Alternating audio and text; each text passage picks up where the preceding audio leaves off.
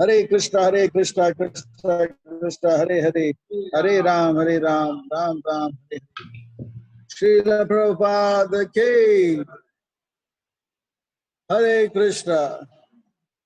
अंतर्राष्ट्रीय कृष्ण भावना भवित संघ ISKCON Meera road की ओर से प्रस्तावित आज शाम का यह विशेष सत्संग कार्यक्रम में आए भक्तों का, धर्म प्रेमियों का, कथा प्रेमी श्रोताओं का, अतिथियों का, आजीवन सदस्यों का हार्दिक स्वागत करते हैं। आप सब श्री श्री राधा गिरधारी जी के शुभकामनाएं स्वीकार करें, श्रील प्रभुपाद जी की कृपा प्राप्त करें। श्रील प्रभुपाद जी जटेज आचार्य के नाम से विख्यात हुए। शायद वही एक पहले साधु होंगे जो विमान में अनेक बार भ्रमण किए, अपने समय के साधु होंगे। उनसे पहले कुछ साधु गए होंगे, एक बार दो बार, पर लगातार पूरे विश्व का भ्रमण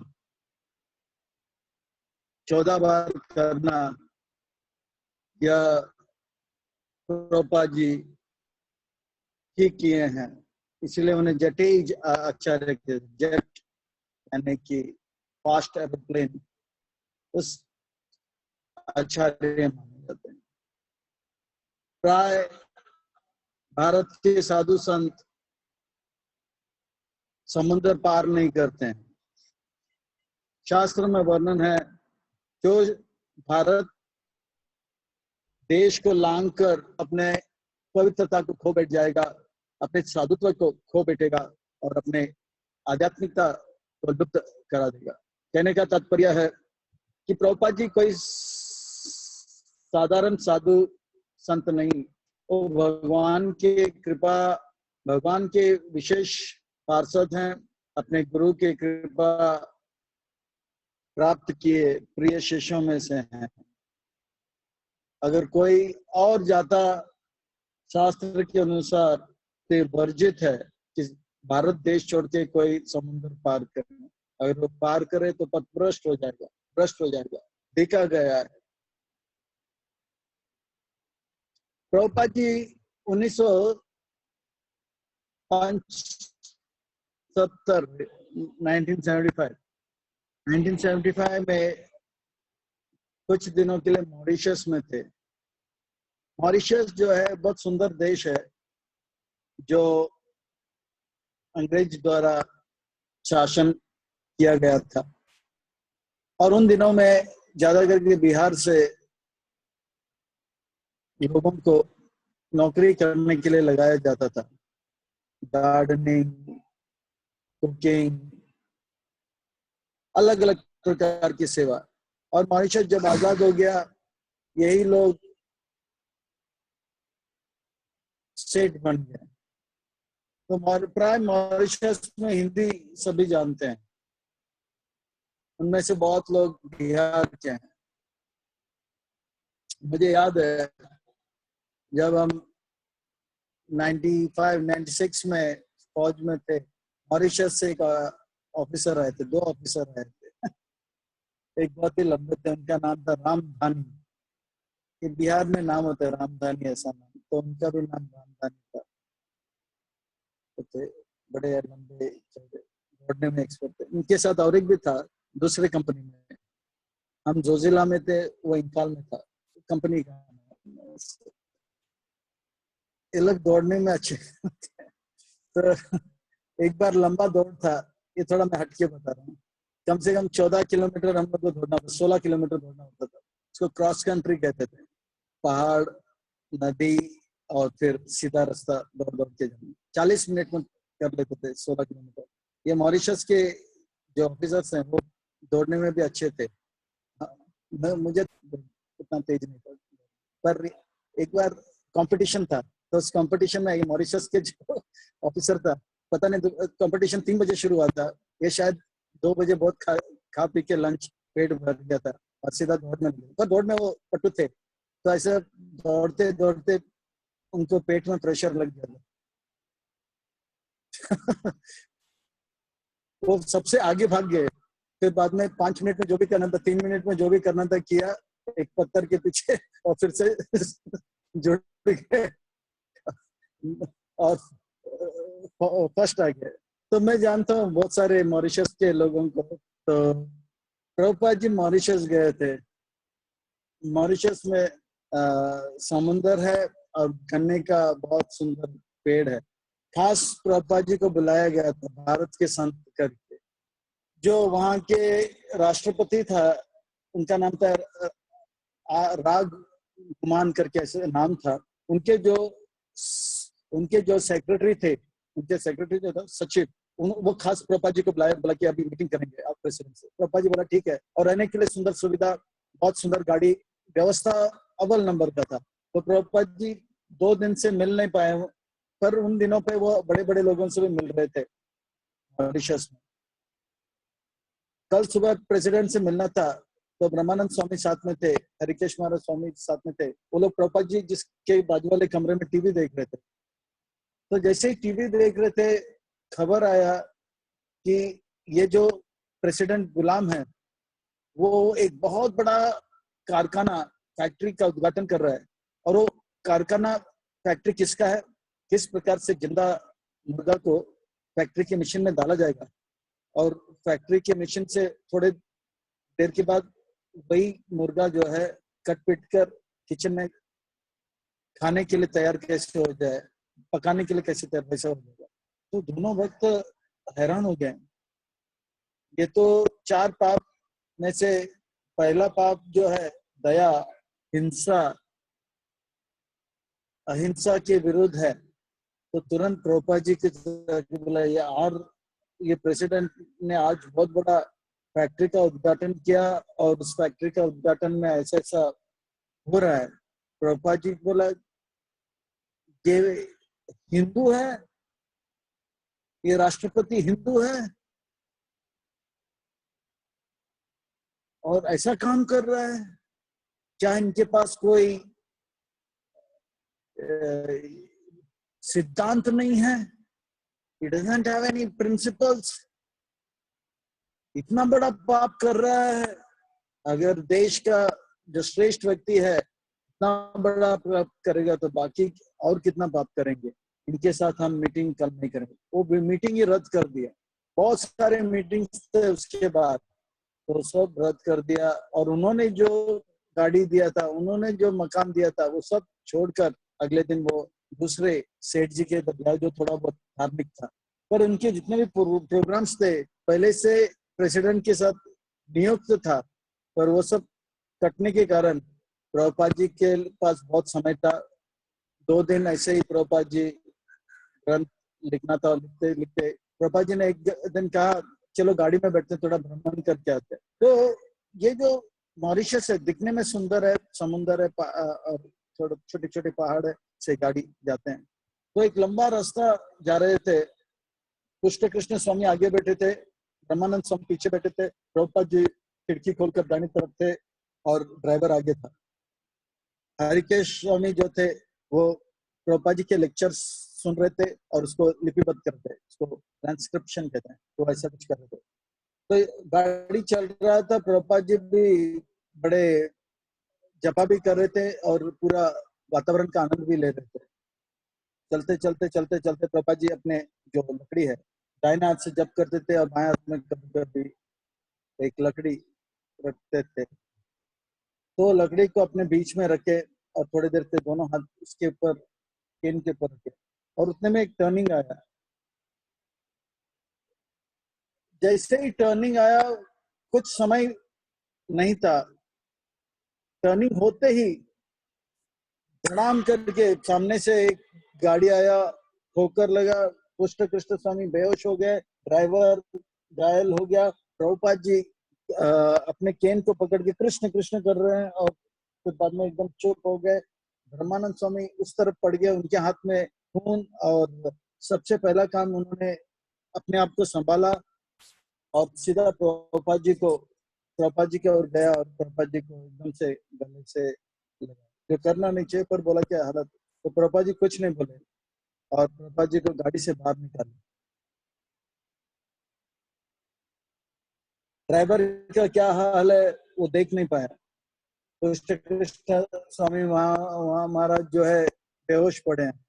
तो वो प्रभुपाद जी को एक स्थान पर रखे और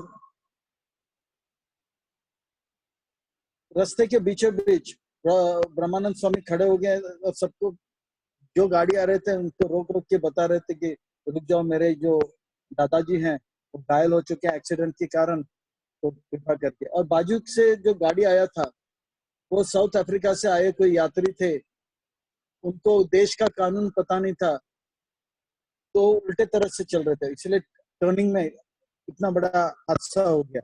इतना बड़ा हादसा होने के बाद वहां पे दो वृद्ध बुरे लोग थे। अब समस्या ये हो गया कि वो लोग भी चिल्ला रहे थे हमें बचाओ हमें बचाओ, और जो भी गाड़ी रुकता था, गोरे लोग आते थे तो लोग रुकते नहीं, तो लोग चले जाते थे। इतने में एक गाड़ी आया जो भारतीय लोग थे तीन, तो वो ब्रह्मानंद स्वामी रोक दिया, बोला हमारे दादाजी थोड़ा बीमार है, आप थोड़ा कृपा करके ये कीजिए। तो अच्छा, तो इतने में ये लोग भी चिल्लाए हमें भी लेके जाइए, हम लोग भी घायल हैं, हमें लेके जाना, हमारा हालत इनसे भी खराब है। तो ब्रह्मानंद स्वामी और ये हो गया, नहीं हमें लेके जाइए, ये अभी किसको लेके जाना ये अब एक समस्या हो गया। फिर वो भारतीय थे, प्रभुपाद जी को देखे गहरे वस्त्र में थे ब्रह्मानंद स्वामी भी, तो फिर वो लोग बोला कि आप लोग बैठिए। तो गाड़ी लेकर गए, गाड़ी लेकर गए तो ये लोग बोले थे हमको हॉस्पिटल लेकर जाइए। ब्रह्मानंद स्वामी बोले थे हॉस्पिटल लेके जाइए, हॉस्पिटल लेकर जाइए। वो बोले हम होटल जा रहे हैं, अपने होटल को जा रहे हैं, हमें हॉस्पिटल काम पता नहीं, हम भी नए हैं। तो फिर प्रभुपाद जी बोला ना तो होटल जाएंगे ना हॉस्पिटल जाएंगे, आप हमें कहाँ लेकर जाइए, अपने घर, यानी कि जहाँ पे वो लोग रुके हुए थे। प्रभुपाद जी पूरे रास्ते में कुछ नहीं कर रहे थे, केवल अपने दोनों हाथ से लकड़ी को पकड़ के ऐसे भगवान को स्मरण कर रहे थे, कुछ बोल नहीं रहे थे।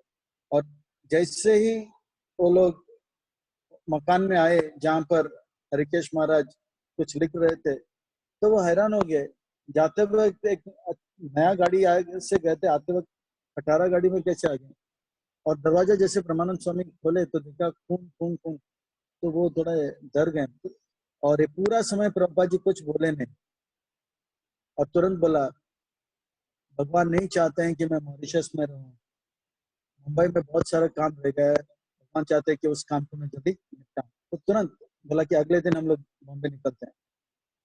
फिर देखा कि प्रभुपाद जी के घुटने में हल्का सा ये चमड़ी घिस गया था या कुछ, वो रक्त आ रहा था। तब अगले 2 दिन तुरंत वो लोग यहाँ से निकले मॉरिशस से, सभी के सब पहुंच गए कहाँ पे, मुंबई। सुबह के समय पहुंच गए थे, नवंबर 1 तारीख 1975 पहुंच गए थे।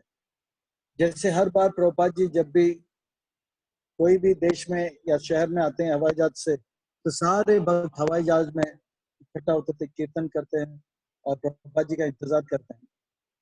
तो इस प्रकार से प्रभुपाद जी जब भी कोई हवाई जहाज से जाते हैं या आते हैं तो उनका स्वागत या उनका रवाना इस प्रकार से होता है। इसके द्वारा प्रचार भी होता था, भक्त अपने प्रेम भी बताते थे, और लोगों को भी ये होता था कौन है ये प्रभुपाद जी, कौन है प्रभुपाद जी, इस प्रकार से। और इतना सुंदर जो स्वागत शायद ही बड़े बड़े नेताओं को भी होता था। तो सब लोग सोचते थे इतने सारे लोग और कीर्तन कर रहे हैं, कौन इतना बड़ा नेता होगा, तो इंतजार कर रहे थे। तो प्रभुपाद जी धीरे धीरे से आए, कुछ बोले नहीं, देखा कि प्रभुपाद जी घायल हैं। तो प्रभुपाद जी बोला कल बहुत बड़ा हादसा हुआ है, चलो मंदिर चलते हैं। और मॉरिशस में इस बात का किसी को बताया भी नहीं कि ऐसा हुआ है वैसा। फिर बॉम्बे पहुंचने के बाद फिर भक्तों से कहा भगवान ने मुझे बचा दिया, कृष्ण ने मुझे बचा दिया, कृष्ण ने मुझे बचा दिया। मुझे कुछ पता नहीं था क्या हो रहा है, पर मुझे किसी प्रकार से हानि होने से कृष्ण ने बचा दिया और भक्तों को बचा दिया। फिर प्रभुपाद जी से एक भक्त पूछा प्रभुपाद जी आप अच्छे तो हो? तो प्रभुपाद जी ने कहा कृष्ण ने मुझे बचा दिया और मुझे बताया मुझे क्या करना है। मॉरिशस में समय नहीं ज्यादा बिताना है और तुरंत बॉम्बे का जो कार्रवाई है उसे उस पर नजर डालना है, और मैं आप भक्तों के साथ ज्यादा समय बिताऊंगा। प्रभुपाद जी आप ठीक तो है? तब प्रभुपाद जी ने अपना धोती जो है थोड़ा सा अलग ऐसे खोला और बताया देखो। अब दूर से बहुत लोग देख पा रहे थे पापा जी के घुटने में रक्त जैसा था और घाव दिखा पड़ रहा था। तो प्रभुपाद जी के जीवन में संघर्ष ही संघर्ष है। कभी लोग ने साथ नहीं दिया, कभी शरीर साथ नहीं दिया, कभी बड़े बड़े दुर्घटना होते थे, पर फिर भी प्रभुपाद जी अपने लक्ष्य यानी कि कृष्ण की कृष्ण की जो सेवा है, प्रचार है, वो हरे कृष्णा का जो विप्लव है या विस्फोट है पूरे विश्व में करना, उसे वो छोड़ते नहीं थे, उसी पे वो फोकस करते थे। इस हालत में भी वो प्रचार आरंभ किया। उसी दौरान अ, मैंने जैसे पहले बताया पद्मनाभ आचार्य का जो घर था जहाँ पे 40 दिन बिताए थे, तो वो परिवार प्रभुपाद जी तो के साथ उनका संबंध बन गया था। वो लोग प्रभुपाद जी ने उनको बहुत स्नेह दिया था। तो एक रिपोर्टर आया था के ए अब्बास, ये बहुत जाना माना रिपोर्टर है और उनका लेख जो है प्रसिद्ध, बहुत प्रसिद्धि को प्राप्त किया था, लोकप्रिय था। वो जो भी लिखते हैं बहुत लोग पढ़ते हैं उसको। तो वो जब आए, उनका आना एक बड़ी बात होता है। पद्मनाभ आचार्य के घर पे आए थे और पद्मनाभ आचार्य ने कहा कि के ए अब्बास आ रहा है, यानी कि बहुत बड़ी बात है, आपका इंटरव्यू लेंगे। प्रभुपाद जी ने कहा मैं तैयार हूँ। तो जो कमरा था, उस कमरे में दोनों का इंटरव्यू हो रहा था और पद्मनाभ आचार्य सोच रहे थे चलो भाई कल या परसों अखबार में बहुत नाम आएगा स्वामी जी का कि इस प्रकार से प्रचार करो। पर के अब्बास और प्रभुपाद जी के बीच में क्या बात चला पता नहीं। एकदम कमरे के बाद पद्मनाभ आचार्य थे, सुन रहे थे, गर्मा गर्मी हो रहे थे, चिल्ला चिल्ला कर के अब्बास बात करते। प्रभुपाद जी भी उनको 2-3 बात सुनाए और एक गुस्से में चले गए, स्वामी जी को देख लूंगा करके। अब आचार्य जो थे वो प्रभुपाद जी के पास गए, थोड़ा घबरा घबरा के बोला प्रभुपाद जी खत्म, खत्म, खत्म, ये आदमी आपको बदनाम करके रख देगा, पूरे आंदोलन को खत्म कर देगा। प्रभुपाद जी मुस्कुरा रहे थे। आचार्य जी इधर आइए, इधर आइए। वो बोल रहे खत्म, इधर आइए, खत्म, इधर आइए। फिर बोले कान में, देखो कल या परसों अखबारों में खबर आएगा हरे कृष्णा और स्वामी जी के बारे में, हमारा नाम रहेगा, आंदोलन का नाम रहेगा, और बिना एक पैसा खर्च किए मेरा और ये संस्था का नाम पूरे देश में फैल जाएगा। और शुल्क कितना? शून्य। इसमें हमारा फायदा है ना। तो आचार्य जी मुस्कुराने लगे, बोला ठीक है।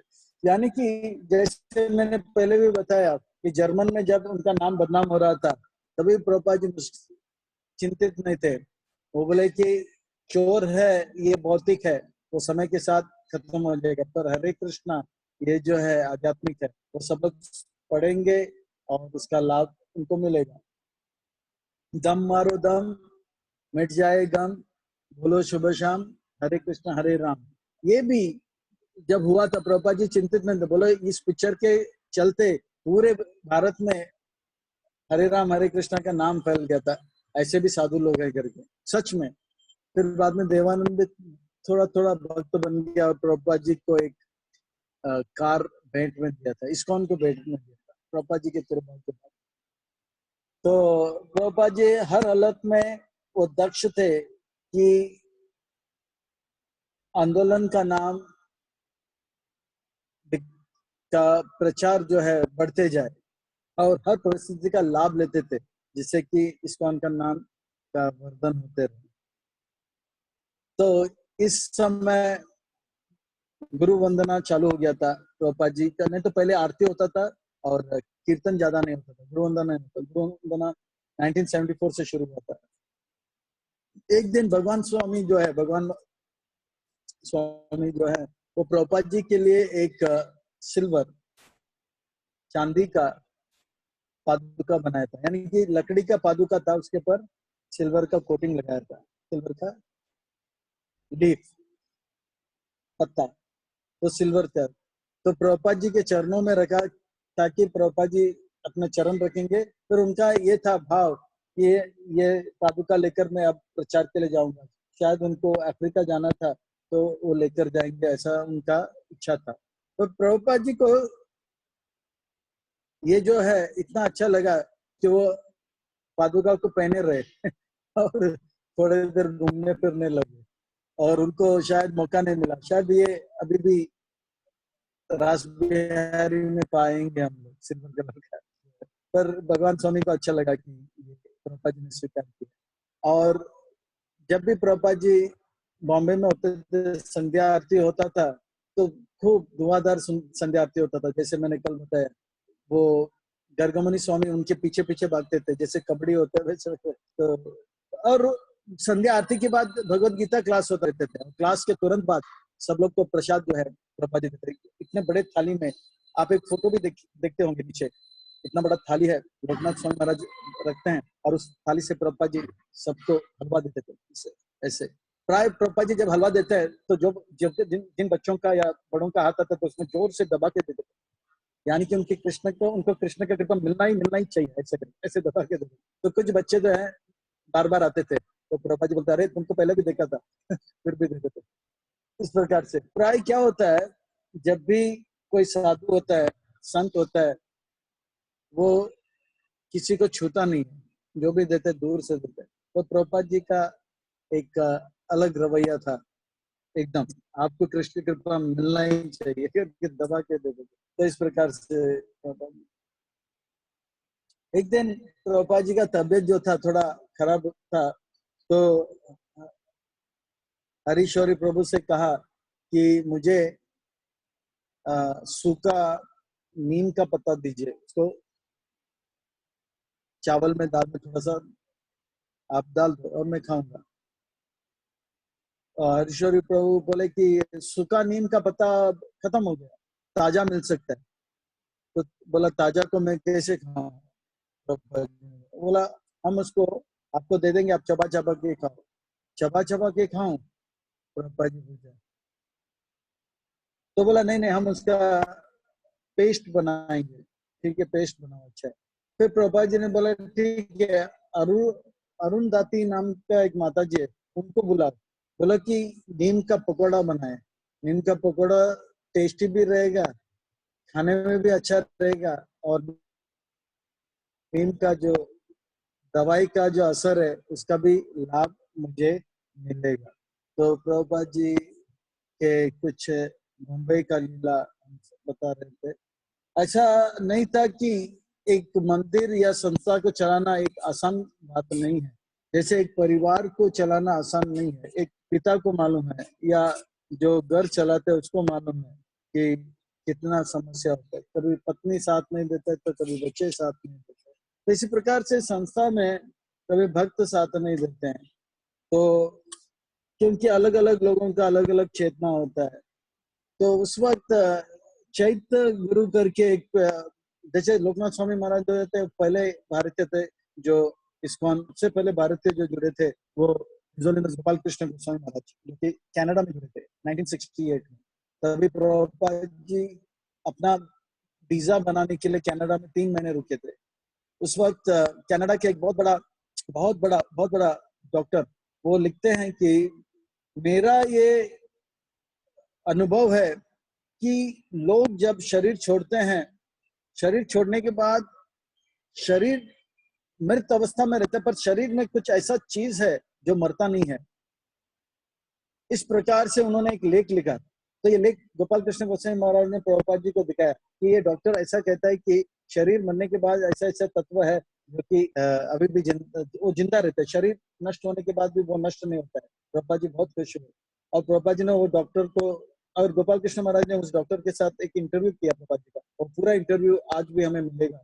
Science of self realization, science of self realization में आएगा, SSR में मिलता है, या हिंदी में उसको क्या कहते हैं, आत्म साक्षात्कार की विज्ञान, उसमें आता है। बहुत सुंदर लेख है, हम आत्मा है। पर वो डॉक्टर को इतना मेहनत करने के बाद पता लग रहा है। पर भारत में थोड़ा सा ग्रंथ अध्ययन करो, साधु संतों से मिलो, ये जानकारी हमें मिल जाता है। तो गोपाल कृष्ण महाराज को ज्वाइन किए थे तब वो पेप्सी कंपनी का, जैसे कोको कोला कंपनी, पेप्सी भी बहुत सुप्रसिद्ध कनाडिय विख्यात कंपनी था, वहां के जनरल मैनेजर के पोस्ट में थे। यानी कि उस कंपनी का जनरल मैनेजर आज के समय देखा जाए तो कम से कम 40 लाख से 50 लाख महीने का उनका आमदनी होगा अभी के समय पर। यानी उस समय जो भी होगा इतना आज के समय पे उतना ही उसका कीमत होगा। तो सीधा प्रभुपाद जी के चरणों में दे देते। फिर प्रभुपाद जी बोलते थे, फिर प्रभुपाद जी उनमें से कुछ पैसे लिखते थे और देते थे, ये आपके खर्च के लिए। तो यार गोपाल कृष्ण महाराज का तो मेरा भी खर्च होता नहीं था। मैं सुबह भी यहाँ पे खाता हूँ, शाम को भी यहाँ पे प्रसाद पाता हूँ, दूध भी लेता हूँ, मेरा भी ज्यादा खर्च नहीं है। मैंने बोला फिर भी रखिए। तो इस प्रकार से कनाडा में मैं ये क्यों कर रहा था।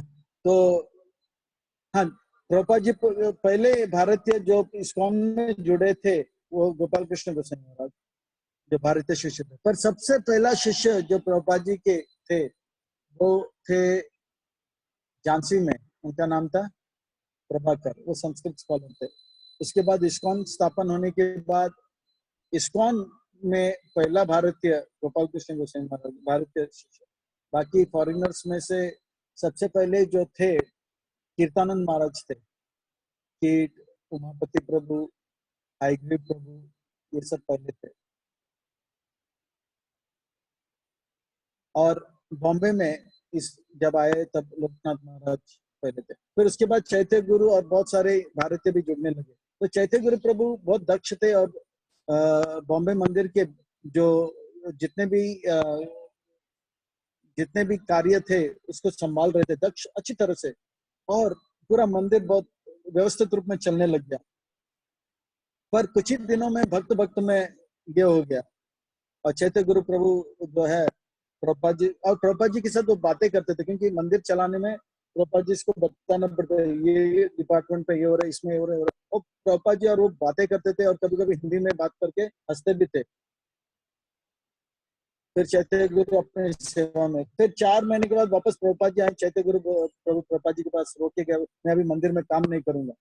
बोला क्या हो गया, ये जितने भी परदेशी लोग हैं वो कहते हैं कि आप भारतीय हो, नीच हो, गंदे हो, जाओ यहाँ से। तो प्रभुपाद जी उनको बोले आप भगवान के सेवा पे ध्यान दो, ना कि इनकी बातों में ध्यान दो। अगर भारतीय नीच है तो मैं भी भारतीय हूँ, मैं भी नीच हूँ उनके नजरों में, पर वो सब मुझे चाहते हैं क्योंकि मेरा ध्यान भगवान की सेवा में है। शरीर में ज्यादा ध्यान दोगे आसक्ति के कारण दुख होगा, शरीर पे ध्यान मत दो, सेवा पे ध्यान दो। सच बात तो ये है, हम ना तो भारतीय है ना तो परदेशी हैं, हम तो भगवान के अंश है। इस प्रकार से समझा के चैत्य गुरु को मनाया। फिर इतने में प्रभुपाद जी फिर भ्रमण करने गए। इतने में नारायण प्रभु वो गार्डनिंग करते थे और गिरिराज महाराज वहाँ के प्रेसिडेंट थे। तो एक दिन लकड़ी लेकर नर नारायण प्रभु जो है गिरिराज महाराज के पीछे भागे। गिरिराज महाराज आगे आगे बचते बचाते निकल गए। तो ये खबर पहुंच गया प्रभुपाद जी के पास। फिर प्रभुपाद जी ने बुलाया, गिरिराज महाराज को बुलाया, नर नारायण प्रभु को बुलाया, गर्ग मुनि को बुलाया, और महामंश करते थे। आपस में इनका चल नहीं रहा था, जम नहीं रहा था।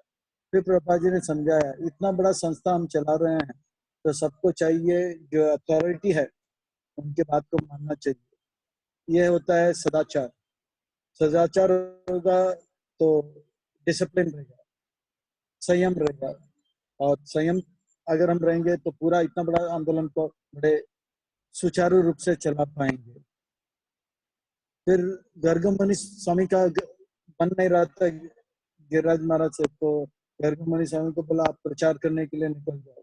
तो प्रचार करने के लिए नर नारायण का प्रभु का जम नहीं रहा था। तो बोला प्रॉब्लम क्या है, तो बोला कि उनको गार्डनिंग करने के लिए ये चाहिए था, कुछ सामान चाहिए तो दे नहीं रहे, तो बोला इनको दे दो। तो उनको ये कर दिया। फिर महामंस प्रभु से कहा आपको गिरिराज महाराज का बात सुनना पड़ेगा, अगर सुन पाओगे तो रहो, नहीं सुनना है तो दूसरे सेंटर में जाओ। तो इस प्रकार से प्रभुपाद जी को छोटे छोटे रोज के भक्तों के बीच के जो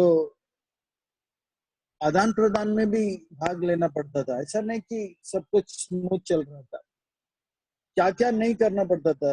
रात का जो खास समय रहता था उनका, वो सन्नाटे में रात के 10 बजे से लेके सुबह के 3 बजे वो प्रभुपाद जी का सबसे सुंदर समय हुआ करता था। वो अकेले में बैठ के भागवतम के टीका के ऊपर श्लोकों के ऊपर टीका लिखते थे।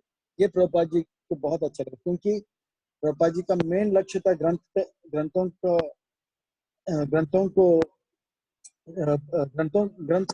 लिखना, छापना और उसका वितरण करना, और इसके द्वारा पूरे विश्व में हरे कृष्ण का को लाना। तो ये सब प्रभुपाद जी कर रहे थे। पर ये हरे कृष्ण लैंड में बॉम्बे में सुविधा ठीक नहीं था, और यहाँ से अगर किसी सेठ के पास जाना है, वो लोग सब दादर नहीं, वो सब चर्च गेट के तरफ है, तो आने जाने में हालत खराब होता था। तो तमाल कृष्ण महाराज और श्रीधर महाराज ये सब क्या किए, शायद हरिकेश महाराज, ये 5 जन, एक सेठ जी था, उनका नाम था रतन महोता, ब्रिज मोहन रतन महोता। उनका एक बंगला था नैपियन सी में, नैपियन सी यानी कि ये चर्च गेट के थोड़े आजू बाजू में, नैपियन सी में शिवनेरी नाम का उनका बंगला था, बड़ा बंगला, और बहुत सुंदर कमरे, व्यवस्था अव्वल नंबर का था। वो बोले हम लोग यहाँ पे रहेंगे, यहाँ से बड़े सेठों को मिलना बड़ा आसान होगा। कम से कम 3 महीने वहां पे रहे और बहुत सारे लाइफ नंबर बनाए, अच्युतानंद स्वामी, श्रीधर स्वामी। और श्रीधर महाराज लिखते हैं कि हम लोग वहां पे ठाट बाट से रहते थे और प्रचार करते थे, लाइफ नंबर बनाते थे। शाम को कहीं पे कीर्तन होता तो जो धूम धूम कीर्तन करते थे, रात को ले खाते थे, और सुबह के प्रोग्राम तो करते नहीं थे। कभी कभी हम लोग 7 बजे उठते थे, ऐसा था।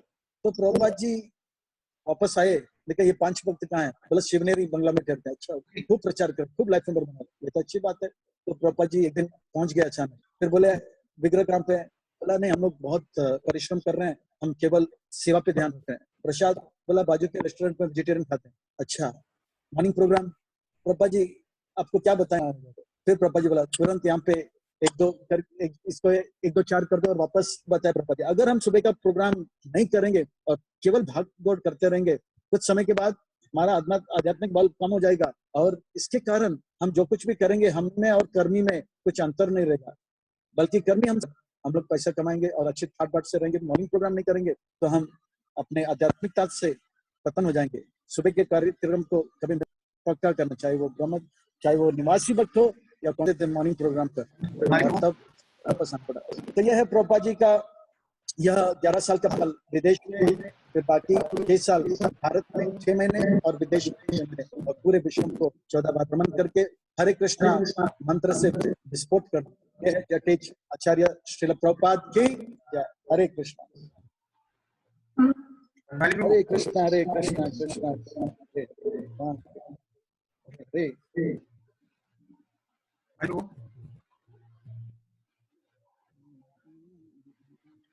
हम 2 मिनट में स्टार्ट करेंगे, तो सभी लोग 2 मिनट टाइम कीजिए।